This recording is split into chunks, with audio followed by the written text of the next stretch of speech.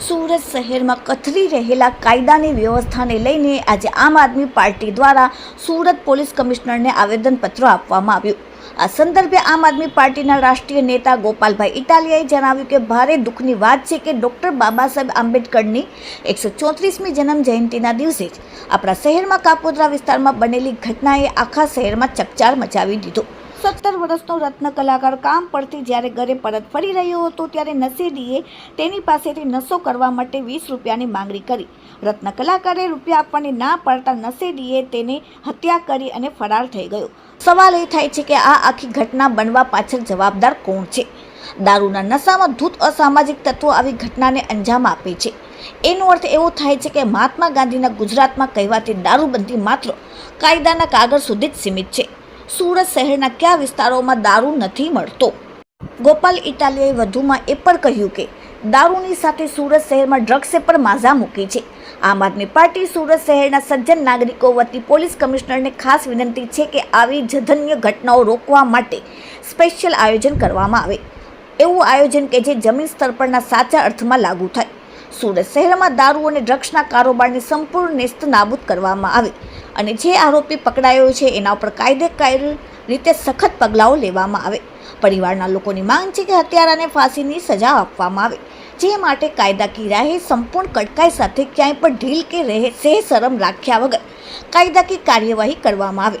હત્યાની જઘન્ય ઘટના બની છે તે જ વિસ્તારમાં દારૂના અડ્ડાઓ ચાલે છે। આ દારૂના અડ્ડાઓ કોની મહેરબાનીથી ચાલે છે? આ સિવાય પણ કાપોદ્રા પોલીસ સ્ટેશનના વિસ્તારમાં દારૂના અડ્ડાઓ ક્યાં ક્યાં ચાલે છે એની તપાસ કરવામાં આવે। વિશેષમાં ઘણા સમાચાર પત્રોના માધ્યમથી જાણવા મળ્યું છે કે સુરત શહેરમાં રહેતા લોકોએ અન્ય રાજ્યોથી લાગવગ કરીને પોતાની વગનો દુરુપયોગ કરીને હથિયારના લાયસન્સ મેળવ્યા છે।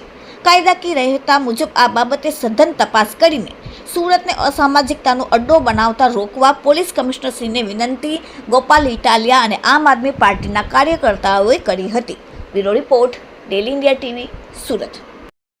2 દિવસ પહેલા સુરતમાં એક ઘાતકી હત્યાનો બનાવ બન્યો। એક વ્યક્તિએ એક ગરીબ છોકરા પાસે બીજા છોકરા પાસે દારૂ પીવાના 10-20 રૂપિયા માગ્યા અને દારૂ પીવાના રૂપિયા ન આપ્યા તો છરો મારી અને ખૂન કરી નાખ્યો। આ ઘટનાથી આખું ગુજરાત હચમચી ઉઠ્યું છે કે ગુજરાત આખામાં ગુંડાઓની, બુટલેગરોની, માથાભારે માણસોની, તોડબાજોની, માફિયાઓની આટલી હિંમત કેમ વધી કે છાસવારે ગમે તેનું ખૂન કરી નાખવું, ગમે તેની ઉપર હિંસક હુમલો કરવો, તલવારો લઈને રોડ ઉપર નીકળી જવું।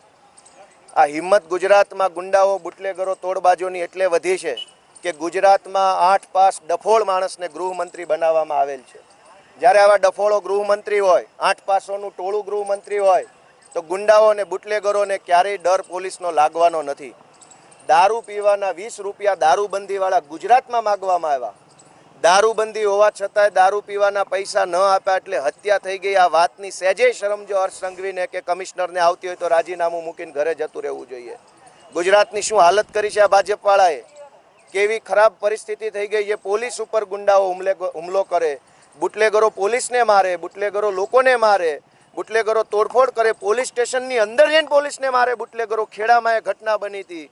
બુટલેગરો, ગુંડાઓ, માફિયાઓ પોલીસ સ્ટેશનથી માણસો છોડાવી જાય અને આટલી મોટી ગુજરાતની સરકાર, ભાજપના નેતાઓ, મોટા મોટા અધિકારીઓ તમાશો જોઈ રહે।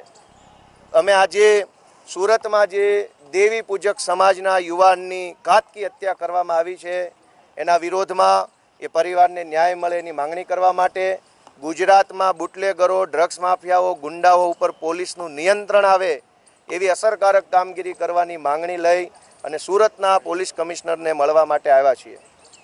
Okay, thank you.